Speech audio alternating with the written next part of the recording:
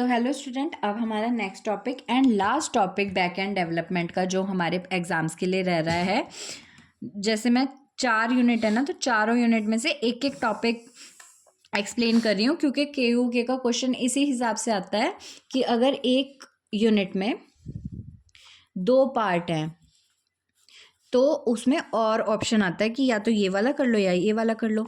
तो अगर हम सिर्फ एक ही जो उसका एक ही टॉपिक है उसको बहुत अच्छे से रिवाइज कर लें, बहुत अच्छे से पढ़ लें, तो अगर हम दूसरे वाला हमें नहीं भी आता तो हम स्कोर अच्छा कर सकते हैं, क्योंकि वो ऑप्शन में ही देगा या तो ये वाले क्वेश्चन आएंगे, नहीं तो दूसरे आएंगे। तो हमें एक ही टॉपिक को अच्छे से पढ़ना चाहिए। Server side framework. Server side framework क्या है? जो सर्वर फ्रेमवर्क यूज कर रहा है, जो स्ट्रक्चर वो यूज कर रहा है, ठीक है, ये बेसिकली बिहाइंड द सीन वाला ही काम है। Here SSF, server side framework, provides structured environment with tools and library to simplify the development of logic, database, interaction and processes which run on web server. तो ये क्या कर रहा है?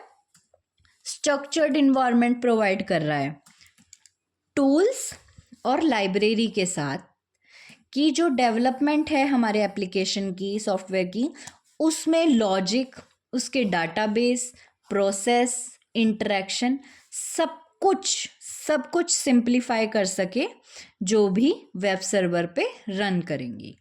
अब इसके फंक्शन होते हैं। सबसे पहला फंक्शन होता है रूटिंग।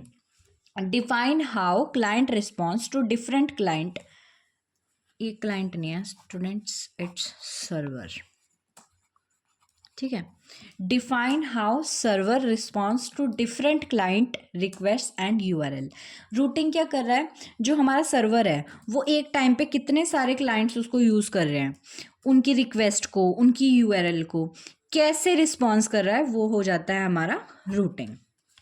सिक्योरिटी, ये इनबिल्ट प्रोटेक्शन प्रोवाइड कर रहा है, इनबिल्ट ऑफर कर रहा है कि भाई हमारा जो डाटाबेस है वो सिक्योर रहे, ठीक है। सेशन मैनेजमेंट, हम कुछ भी सर्च करते हैं वो हमें पता चल जाता है। अगर हम इंस्टाग्राम की बात करें, इंस्टाग्राम पे हमने अपनी ID लॉगिन करी और इंस्टा डिलीट कर दिया, अब वो हमारी जो बैक एंड है एक तरह से वहाँ पे सेव हो गया, और जैसे हमने इंस्टा दोबारा रीइंस्टॉल करा तो बस वो हमें दोबारा मिल गया, अपने आप ही करे वो लॉगिन हो जाती है। डायनेमिक कंटेंट जनरेशन, ये क्या करता है? स्पेसिफिक यूजर के रिक्वेस्ट पे उसको एक डायनेमिक कंटेंट जनरेट करके देता है, ठीक है, जैसे कि यूजर प्रोफाइल। तो एक बार देख लो। और हमारा लास्ट टॉपिक रह चुका है कि हमें एप्लीकेशन के मतलब एप्लीकेशन बनाने का क्या प्रोसीजर होता है फ्रेमवर्क की मदद से, तो वो हम नेक्स्ट वीडियो में करेंगे।